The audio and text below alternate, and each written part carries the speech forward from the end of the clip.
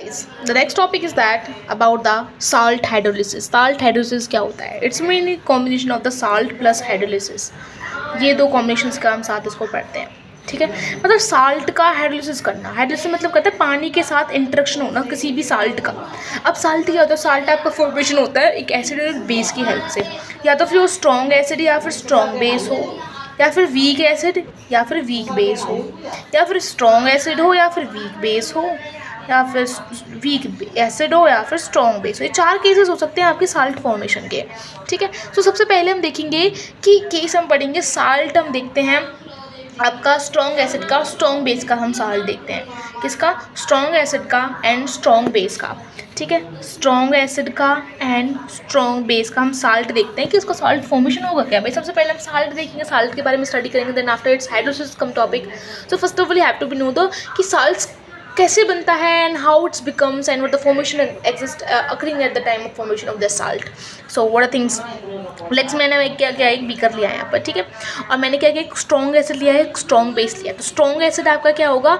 आपका strong acid हो गया आपका NaOH, और स्ट्रॉन्ग बेस हो गया NOH, और स्ट्रॉन्ग एसिड हो गया आपका HCl। जैसे आपका साल्ट फॉर्मेशन होगा वो पता होगा। साल्ट फॉर्मेशन जो होता है आपका वो होता है कटाइन और अनाइन होते हैं उसके अंदर। साल्ट फॉर्मेशन के अंदर क्या होता है? आपका एक कटाइन होता है, एक आपका अनाइन होता है। तो कटाइन होता है वो निकल के आता है हमेशा आपके, किससे निकल के आता है? वो निकल के आता है आपका generally what it's comes out from the से, मैंने क्या है यहाँ पर मैंने कहा है आपका NaCl, ठीक है। जो आपका कटाइन होता है वो पहले लिखा जाता है, अब Cl आपका नेगेटिव पीछे लिखा जाएगा। तो जनरली आपका ऐसे आपका यहाँ पर क्या बनेगा? आपका वो बनेगा, आपका साल्ट बन जाएगा यहाँ पर, ठीक है। NaCl आपका साल्ट बन गया, ठीक है। कटाइन आपका आ गया यहाँ पर किसकी फॉर्म से? जो कटाइन निकल के आता है वो बेस से निकल के आता है, और जो अनाइन निकल के आता है वो एसिड से निकल के आता है, ठीक है। जैसे अनाइन, ए से अनाइन, ए से एसिड। अनाइन कहाँ से निकल के आता है? एसिड से निकल के आता है।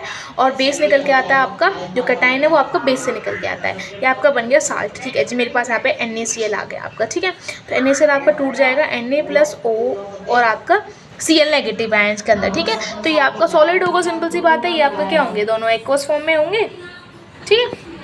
ठीक है जी भाई, समझ में आ गया, कोई दिक्कत नहीं आई, ठीक है। तो एक बात देखो यहाँ पर मैंने क्या किया, पहले सिंपल ना यहाँ पे वाटर था, ये तो मेरा आपका साल्ट बन के आ गया। पहले मेरे जो मैं यहाँ पर क्या इस केस ले लूँ, केस 1 के अंदर मैंने क्या किया, हाइड्रोलिसिस किया अब इसका। अब हाइड्रोलिसिस कर रही हूँ मांगो, पहले यहाँ पे पहले पानी भी था।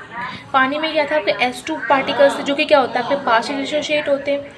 ये हो गया आपके पार्शियल डिसोशिएट, ये सॉलिड हो गया, एक्वस होगा, ये भी आपका एक्वस हो गया, ठीक है। ये आपका क्या है? पार्शियल डिसोशिएट है। और मैंने इसके बाद क्या, उसके बाद मैंने क्या किया, आपका मैंने strong acid and strong base का क्या कर दिया, इसके अंदर साल्ट पुट कर दिया, ठीक है। जब मैंने इसके अंदर पुट किया तो मैंने इसका pH चेक किया, ठीक है। और आपको पता होगा जो pH होता है आपका, वो किसका इफेक्ट पड़ता है? वो pH, अगर भाई मैंने देखा यहाँ पर, जब मैंने क्या किया, एक आपका strong acid and strong base का मैंने हाइड्रोलिसिस किया, देन आफ्टर हमें पता है, अब हमें यहाँ पे जो चेंज में देखना पड़ेगा वो pH के थ्रू जानने को लिए मिलता है कि pH में अगर चेंजमेंट आई दैट मीन देयर विल चेंजमेंट्स।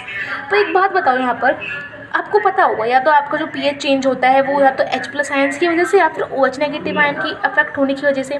लेकिन जब मैंने इसके साल्ट को मिलाया तो ना तो इसके अंदर H+ आयंस है, ना इसके अंदर OH नेगेटिव, कुछ भी नहीं है। तो इसका मतलब मैं कह सकती हूँ सिंपल कि इसके pH पर कोई भी प्रभाव नहीं पड़ेगा। अगर आप, सिंपल बात है, स्ट्रॉन्ग एसिड स्ट्रॉन्ग बेस के साल्ट को किसी का हाइड्रोलिसिस कराते हैं तो there is no effect on the pH। pH हमेशा सेम ही रहता है। pH आपको क्या रहेगा? न्यूट्रल रहेगा, क्योंकि पानी का आपका pH क्या होता है? न्यूट्रल होता है। तो उसका भी pH क्या होगा? न्यूट्रल होगा। There is no chances, because आप इंटरेक्शन ही नहीं होगा। इंटरेक्शन नहीं होगा तो रिएक्शन कैसे हो जाएगी, है ना।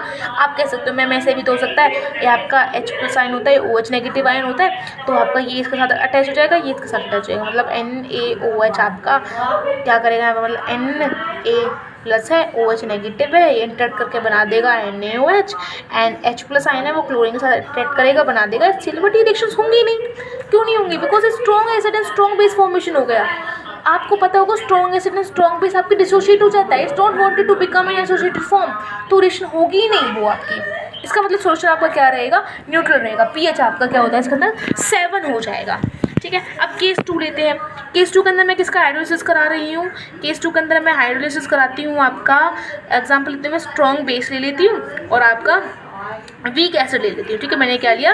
स्ट्रॉन्ग आपका ये वाला केस, स्ट्रॉन्ग बेस ले लिया और वीक एसिड ले लिया, ठीक है। तो strong acid and weak base, तो strong base and weak acid, very sorry guys, strong base में ले लेती हूँ यहाँ पर NaOH ले लूँ, ठीक है। और वीक एसिड क्या ले लूँ मैं इसके अंदर, CH3COOH ले लूँ, ठीक है। कोई दिक्कत है ऐसे। अब इसका साल्ट का फॉर्मेशन होगा, इसका कैटाइन आएगा और इसका एनाइन आएगा, तो ये बन जाएगा प्लस, इसको हम लिखते हैं CH3COO नेगेटिव Na+, ये आपका क्या बन के आ गया साल्ट। अब इसका क्या कारण है, मुझे हाइड्रोजन पहले इसके अंदर क्या था, पानी था, वो H+OH नेगेटिव आयन के अंदर टूट जाएगा, तो उसको मैंने साल्ट फॉर्मेशन इसके अंदर ऐड किया, तो CH3COO Na+ आपका डिसोशिएट हो जाएगा CH3COO negative plus Na plus ions की फॉर्म में, ये आपका क्या हो जाएगा, ये आपका डिसोशिएट हो जाएगा। अब एक बात बताओ, यहाँ पर मुझे क्या देखने को मिल रहा है इसके अंदर, एक बात बताना कि जो भाई हमें पता है कि प्लस नेगेटिव को ढूंढता है और नेगेटिव प्लस को ढूंढता है, तो इसका नेगेटिव प्लस के पास जाएगा, इसका पॉजिटिव नेगेटिव के पास जाएगा, तो ये तो रिएक्शन होगी नहीं, NaOH फॉर्मेशन होगा नहीं, बिकॉज आपका स्ट्रॉन्ग बेस बन जाएगा। लेकिन एक रिएक्शन आप देखोगे CH3CO negative plus H+ ions, तो इसका आंसर क्या होगा, आपका आपको पता होगा वीक बेस है, तो आपका इक्विलिब्रियम रिएक्शन एग्जिस्ट करती है वीक बेस के अंदर, इसका मतलब ये आपकी रिएक्शन ऐसे बनेगी, मतलब CH3OH के अंदर फॉर्मेशन होना स्टार्ट हो जाएगा। अगर इसके अंदर फॉर्मेशन होना स्टार्ट हो जाएगा, जिसका आंसर मेरे समझ में आता है कि H+ आयन तो यूज़ होना स्टार्ट हो गया। जब H+ आयन को यूज़ होना स्टार्ट हो गया तो क्वांटिटी किसकी ज़्यादा रहेगी इसके अंदर, OH नेगेटिव आयंस की क्वांटिटी ज़्यादा रहेगी। इसका मतलब क्या, OH नेगेटिव की क्वांटिटी इंक्रीज हो गई, इसका मतलब ये बेसिक नहीं बन गया। अब ये बेसिक होगा, जिसका pH क्या हो जाएगा आपका, >7 हो जाएगा। आया समझ में। सिमिलर केस हो जाएगा आपका ये किसके लिए, केस थर्ड के लिए, जब मेरे पास क्या हो आपका स्ट्रॉन्ग एसिड हो एंड वीक बेस हो। स्ट्रॉन्ग एसिड में HCl ले लूँ और वीक बेस क्या ले लेती हूँ आपके सामने, NH4Cl ले लूँ, NH4OH ले लेती हूँ, ये आपका क्या हो जाएगा, वीक बेस हो जाएगा। तो ये क्या बनेगा आपका, NH4Cl बन जाएगा आपका साल्ट, ठीक है भाई। मैंने क्या किया, आपका वाटर तो पहले ही सा था इसके अंदर, जो कि आपको पार्शली डिसोशिएट हो रहा था, ठीक है, और मैंने क्या किया इसके अंदर NH4Cl नेगेटिव, जो कि आपका साल्ट था, जो कि NH4+ क्लोरीन नेगेटिव बना, साल्ट टूट गया। अब देखो यहाँ पर आपका NH4OH, ये क्या है आपका वीक बेस है, ये उल्टा फॉर्मेशन होना स्टार्ट हो जाएगा, NH4OH बनाना स्टार्ट कर देगा, है ना, क्योंकि वीक बेस क्या होते हैं, वीक चीज़ आपकी होती है पार्शियल डिसोशिएट होती है। पार्शियल डिसोशिएट मतलब आपका इसकी कुछ ना कुछ प्रोडक्ट की क्वांटिटी और रिएक्टेड क्वांटिटी दोनों प्रेजेंट होती हैं एक ही टाइम पर, जो क्योंकि इक्विलिब्रियम में एग्जिस्ट करता है उसके अंदर। जिसका आंसर क्या होगा, आपका प्रोडक्ट आपका रिएक्टेंट के अंदर चेंज होता रहता है, रिएक्टेंट आपको प्रोडक्ट के अंदर चेंज होता रहता है, ठीक है। इसका मतलब ये होता है, इसका मतलब क्या होगा कि NH4OH के पास जाएगा, इसका आंसर क्या है, वीक बेस, और वीक बेस आपको फिर से वीक बेस आपका एसोसिएटेड फॉर्म में आना स्टार्ट हो जाएगा, as it is a weak base. इसका आंसर क्या होगा, H की क्वांटिटी यहाँ पर इंक्रीज हो जाएगी H+ आयंस की, इसका आंसर क्या हो जाएगा आपका, ये एसिडिक हो जाएगा। एसिडिक होने के कारण इसका क्या हो जाएगा, pH <7 बन जाएगा, ठीक है। अब लास्ट आपका रीज़न होता है आपका, अगर मैं वीक बेस और वीक एसिड ले लूँ, तो वीक बेस और वीक एसिड ले लूँ तो क्या होता है इसके अंदर, तो वीक एसिड और वीक बेस लेते हैं। मतलब मैंने वीक एसिड ले लिया आपका NaCOOH और वीक बेस ले लिया मैंने NH4OH, ठीक है। तो आपका साल्ट बन जाएगा NaCOO नेगेटिव NH4, ये बन गया आपका क्या, ये आपका बन गया साल्ट बन के आ गया, ठीक है। अब ये साल्ट बन के आएगा, एक तरीके से मुझे समझ में आ रहा है भाई, यहाँ पर क्या होगा आपका H2O पार्टिकल्स होंगे, जो कि क्या है H+ आयंस के अंदर, OH नेगेटिव के अंदर, और ये आपका टूट जाएगा इसके अंदर, एक इसके अंदर, तो आपके यहाँ पर भी रिएक्शन होनी स्टार्ट होगी, तो रिएक्शन आपको वापस मतलब ये फॉर्मेशन होना स्टार्ट हो जाएगा दोबारा से, जिस कारण से आपका क्या होता है, ये नियरली सेम आता है ना भाई, क्योंकि आप देखोगे कुछ ना कुछ फर्क पड़ा है, क्योंकि हमें क्या पता कि कंसंट्रेशन में कितने लिया, तो कंसंट्रेशन ऊपर नीचे होने के कारण क्या होता है, pH आपका नियरली 7 आता है, एग्जैक्ट 7 नहीं आता, नियरली 7 आता है, जिस कारण से हम यहाँ देखते हैं कि नियरली 7 कितना आया। अब हम क्या करते हैं, इनका pH निकालते हैं। pH कैसे हम निकालते हैं कि एसिड में देखो इसका pH >7 है, <7 है, मतलब एग्जैक्ट बताओ ना कितना pH निकल के आ रहा है, हमें क्या पता <7 कितना होगा, 1 2 3 और 4 हमें क्या पता कितना। तो एग्जैक्ट निकालने के लिए हम इसका एक फॉर्मूला निकालते हैं, ड्राइव करते हैं उसका pH निकालने के लिए, उन चीज़ों को रिवाइज भी करेंगे साथ साथ में। तो एक तरीके से समरी में आपको बताते हैं, समरी हमने क्या पढ़ा, समरी में हमने क्या पढ़ा guys, what have we studied, कि समरी पढ़ते हैं इसकी। समरी हम क्या पढ़ते हैं कि जब मैंने साल्ट का हाइड्रोलिसिस किया, ठीक है, मैंने साल्ट का हाइड्रोलिसिस किया तो मैंने strong acid and strong base लिया। स्ट्रॉन्ग एसिड में स्ट्रॉन्ग बेस है, इसका आंसर क्या हो गया आपका न्यूट्रल हो गया, इसका तो हम पढ़ेंगे ही नहीं, केस सीधा न्यूट्रल हो गया, कोई प्रभाव ही नहीं पड़ रहा है, because as we know there is no any particles of H+ ions and OH negative, तो there is no effect over the waters hydrolysis, so that mean we can say that is a pH 7। Okay, so now case 2 के अंदर पढ़ते हैं हम। अगर मैंने ले लिया आपके सामने strong acid and weak base ले लिया, ठीक है। इसके अंदर क्या होता है, अगर मैंने स्ट्रॉन्ग एसिड लिया वीक बेस है, तो वीक बेस है, वीक बेस आपका उल्टा जाना स्टार्ट कर देगा। अब उल्टा जाएगा इसका मतलब स्ट्रॉन्ग एसिड जो आपका H+ आयन है उसकी क्वांटिटी आपकी क्या हो जाएगी, इंक्रीज हो जाएगी, आपका मोल्स आपका सॉल्यूशन एसिडिक हो जाएगा और pH आपका <7 हो जाएगा।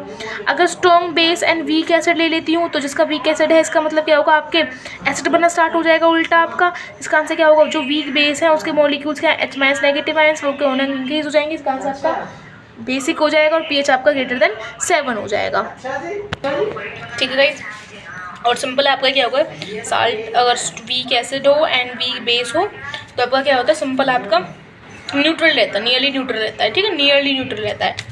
अब देखते हैं इसके अंदर एक वर्ड आता है cationic hydrolysis and anionic hydrolysis.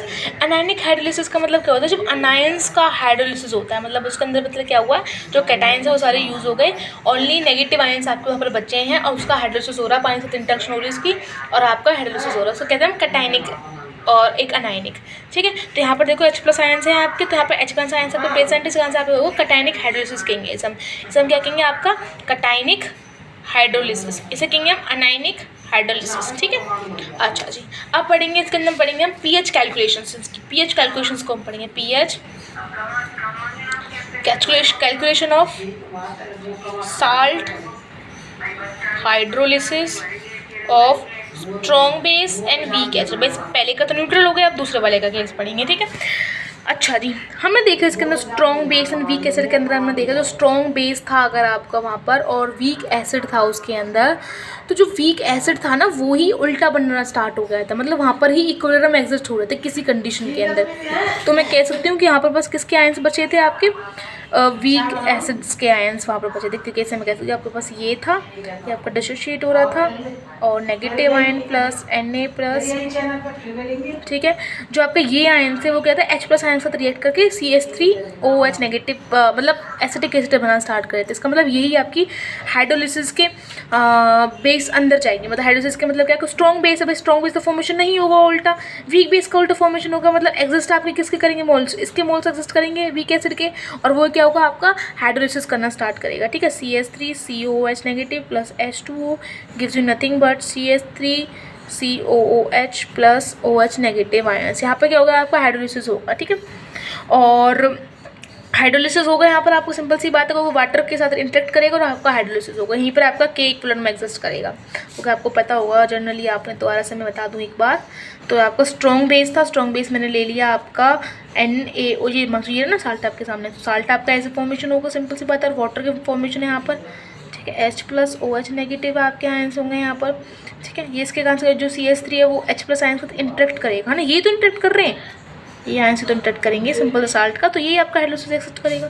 तो एक के क्रम क्या निकल के आएगा आपका यहाँ पर CH3COOH it's OH negative ions upon CH3CO negative H2 एक क्या है आपका वाटर है, सिंपल सा। तो वाटर आपको कांस्टेंट है, लिक्विड है, लिक्विड का भी क्या होता है, आपकी कंसंट्रेशन आपकी कांस्टेंट बनी जाती है वाटर की, तो आपको क्या हो जाएगा यहाँ पर K equilibrium dot H2O gives you CH3COOH, ये जाएगा OH नेगेटिव आयन, ये बन जाएगा आपका KH। क्या होता है, hydrolysis, KH equal to hydrolysis के लिए निकाल लिया, बिकॉज वाटर का हाइड्रोलिसिस हुआ है ना, तो KH लिख देते हैं हम, CH3COOH OH negative ions upon CH3CO negative, ये हो गया आपका KH, यहाँ से हमारा निकल के आ गया। ठीक है, तो यहाँ से KH आपका निकल के आ जाएगा। एक बात बताओ, मुझे रिलेशन निकालना है, नाउ फाइंडिंग द रिलेशन किसके बीच में निकालना है, आपका KH के बीच में, KW के बीच में एंड KA के बीच में, है ना, इनके बीच में रिलेशन निकालना है, क्योंकि पता है हमें यहाँ पर KA के अंदर क्यों निकाला हमने, क्योंकि H+ आयंस यूज़ हो रहे हैं इसके अंदर, है ना, OH नेगेटिव आयंस आपके ज़्यादा हैं इसके अंदर, इसके अंदर बेसिक होता है आपका जनरली, है ना, ये हो गया आपका क्या, हमें निकल लिया स्ट्रॉन्ग बेस लिया, तो आपका बेसिक होता है जनरली। ठीक है, अच्छा जी, मुझे KH KW KW क्या होता है आपका, ये होता है आपका ये होता है आपका आयनिक प्रोडक्ट, आयनिक प्रोडक्ट होता है ये आपका OH negative and H+ ions, ये होता है आपका KW। ठीक है, डिस्ट्रीब्यूशन कांस्टेंट क्या होता है आपका? डिस्ट्रीब्यूशन कांस्टेंट मतलब हम किसका निकालेंगे? के ए का निकालेंगे। के होता है डिस्ट्रीब्यूशन कांस्टेंट ऑफ एसिड। ये होता है आपका कॉल्ड डिग्री ऑफ हाइड्रोलिसिस कह लो, या फिर डिग्री ऑफ हाइड्रोलिसिस कांस्टेंट इसे कह सकते हो आप, ठीक है। तो यहाँ पर मैं सिंपल, मेरे पास क्या था, मुझे के एच का निकालना। के एच क्या निकल के आया हमारा? ये निकल के आया था हमारा के एच, ये वाला, ठीक। ये मान चलिए आपका क्या निकल के आया? के एच निकल के आया। एक बात बताओ, अगर मैं यहाँ पर ऊपर H प्लस आयन के साथ मल्टीप्लीकेशन करा दूँ और नीचे भी H प्लस आयन के साथ मल्टीप्लीकेशन करा दूँ तो क्या प्रभाव पड़ेगा? कुछ नहीं होगा। लेकिन ये क्या आ जाएगा आप, ये वैल्यू किसकी आ जाएगी आपकी? के डब्ल्यू की आ जाएगी। तो हो गया आपका के डब्ल्यू इनटू ये क्या होता है आपका? के ए निकालना है। के इसके लिए निकालूंगा, वीक एसिड के लिए निकालूंगा क्योंकि वीक एसिड प्रेजेंट है आपका यहाँ पर, तो मैं पे वीक एसिड के ए निकालूंगी। तो वीक एसिड क्या होता है आपका? CH3 CO negative H plus ions upon CH3 COOH, ये आपका के ए होगा। तो के ए आपका ये रिप्रेजेंट है, उल्टा प्रेजेंट है। कहाँ गया guys? I am very sorry, ये रहा, ठीक है। ये आपका के है तो यहाँ पर अपॉन में आ जाएगा आपका के, ठीक है। और के सिंपल है ये आपका, तो क्या बन जाएगा आपका? रिलेशन बन जाएगा किसके बीच में? के ए इसके बीच में, मतलब के एच इक्वल टू के डब्ल्यू अपॉन के ए, ये आ गया इसके दोनों के बीच में रिलेशन, ठीक है। अब हम क्या निकालेंगे? पीएच निकालेंगे। किसके लिए? एस के लिए, ठीक है। पीएच मतलब सबसे पहले हम निकालेंगे कि एच कितना था, डिग्री ऑफ हाइड्रोलिसिस कितना हुआ। एक बात बताओ, देखो यहाँ पर क्या था, मान के चलो आपके पास कुछ क्वांटिटी थी, आपके पास साल्ट की क्वांटिटी थी आपके पास।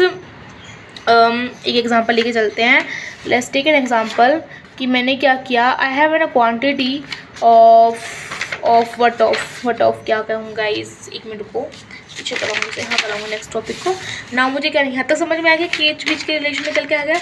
के एच का रिलेशन होता है के एच इक्वल टू के डब्ल्यू अपॉन के, ये आ गया आपका रिलेशन, ठीक है। इसको सेकंड इक्वेशन मान के चलो आप, ठीक है। फर्स्ट इक्वेशन पीछे मैं देख लिया। अब मुझे निकालना है एक्सप्रेशन किसके लिए? हाइड्रोलिसिस कांस्टेंट के लिए। मुझे इसके लिए क्या निकालना है? पीएच निकालना है। बिकॉज हमें पता होगा कि जितना हाइड्रोलिसिस होगा उतना ही आपके H प्लस आयंस की क्वांटिटी मेरे पास समझ में आ जाएगी, ठीक है। मान लो चलो आपके सामने क्या था, एक रिएक्शन थी, CH3CO नेगेटिव, वही क्या करता है आपके वाटर मॉलिक्यूल के साथ इंटरेक्ट कर रहा था, और वो उसके जो वाटर मॉलिक्यूल थे उसके H प्लस आयंस को क्या कर रहा था? यूज़ कर रहा था, और एसिटिक एसिड बना रहा था, और OH नेगेटिव आयन आपके निकल रहे थे। मान लो उसकी C कंसंट्रेशन थी, ठीक है। C कंसंट्रेशन इसकी थी, तो आपने क्या किया, देखो इसको कितना हाइड्रोलिसिस हुआ। मान चलो मैंने C कंसंट्रेशन को कुछ पार्ट इसका हाइड्रोलिसिस होगा, ये होता है H होता है आपका डिग्री ऑफ हाइड्रोलिसिस, ठीक है। क्या होता है? H होता है आपका डिग्री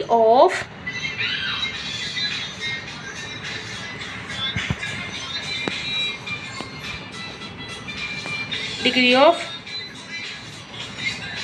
हाइड्रोलिसिस, ठीक है आपका।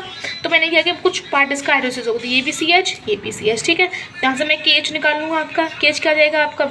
CH3 COH OH negative upon CH3 CO negative, ठीक है। तो KH क्या हो जाएगा आपका? CH square C minus CH, ठीक है। तो KH क्या हो जाएगा आपका? CH का स्क्वायर अपॉन 1 माइनस H, ठीक है। अब मैं बता दूं आपको, हम यहाँ पे अज्यूम करते हैं कि जो यहाँ पे आपका हाइड्रोलिसिस होता है वो बहुत कम क्वांटिटी में हाइड्रोलिसिस होता है। तो इसका मतलब क्या हुआ कि 100% क्वांटिटी आपके 100% हाइड्रोलिसिस में क्या आती है? 1 वैल्यू। तो इसका मतलब क्या होगा? H की वैल्यू क्या होगी? 1 होगी, लेस देन 1। तो इसको हम जनरली 1 ही मान लेते हैं। तो KH equal to CH square, तो KH अपॉन आ जाएगा आपका C, ठीक है, under root equal to H। ये वैल्यू निकल के आती है आपकी किसकी? डिग्री ऑफ हाइड्रोलिसिस की आपकी क्या निकल के आ गई? ये वैल्यू निकल के आ गई है, ठीक है। कोई दिक्कत? अब आपको पता होगा KH का रिलेशन क्या निकल के आया था हमारे पास? KH निकल के आया था आपका KW upon KA dot C, ठीक है। ये आ गया आपकी H की वैल्यू, ठीक है।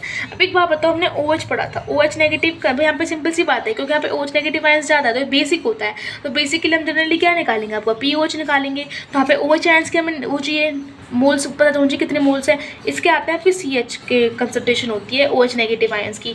तो OH नेगेटिव कंसंट्रेशन कितनी होगी? CH हो गई।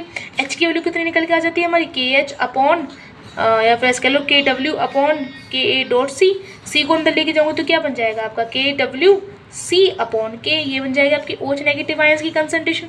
तो POH निकालूंगी, यहाँ से POH कैसे निकालते हैं? सीधा सिंपल सॉल्व करो PH वैल्यू निकालने के लिए। That is POH equal to क्या होगा आपका? Minus log OH negative ions. तो POH क्या हो जाएगा? Minus log OH negative ions कितने आपके? Under root KW dot C upon KA, ठीक है। तो POH is equal to minus 1/2 बाहर ले लूँ, log KW plus log C minus log KA कह दूँ, ठीक है। 1/2 बाहर लेके चलो, माइनस नेगेटिव को साइन लेके जाए तो अंदर क्या बन जाएगा? बाहर आपका 1/2 है, ये बन जाएगा आपका PKW, ये बन जाएगा माइनस लॉग C, ये क्या बन जाएगा आपका? माइनस साइन है ये PKA मान लो, ठीक है। तो 1/2 आपका बाहर ही है, सिंपल सी बात है, कोई दिक्कत है?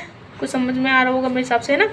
नाउ अब मुझे क्या निकालना है, पीएच निकालना है। तो पीएच क्या होता है आपका, PKW माइनस POH, ठीक है। तो मतलब 14 माइनस करना है एक तरीके से। अब PKW सिंपल ले लो आप इसको, PKW क्या होता है, काइनेटिक प्रोडक्ट होता है जिसकी वैल्यू क्या होती है 40 निकल के आती है एट 25 डिग्री टेम्परेचर, ठीक है। तो POH हो जाएगा, सिंपल सी बात है। आप फिर ऐसे कह लो, आप PKW मान लो इसको, ठीक है। तो PKW माइनस POH कितना है आपका, ये वैल्यू निकल के आई है, तो 1/2 PKW, अच्छा माइनस साइन बाहर है, POH की वैल्यू पुट करनी है, plus 1/2 log C plus 1/2 PK, ठीक है। ये सब कटेगी तो वैल्यू क्या देगा आपकी, हाफ PKW आ जाएगा, हाफ बाहर ले लेती हूँ तो log C प्लस PK। ये आता है आपको जनरली किसका, pH निकल के आता है। अगर हमारे पास क्या होता है आपके पास, स्ट्रॉन्ग,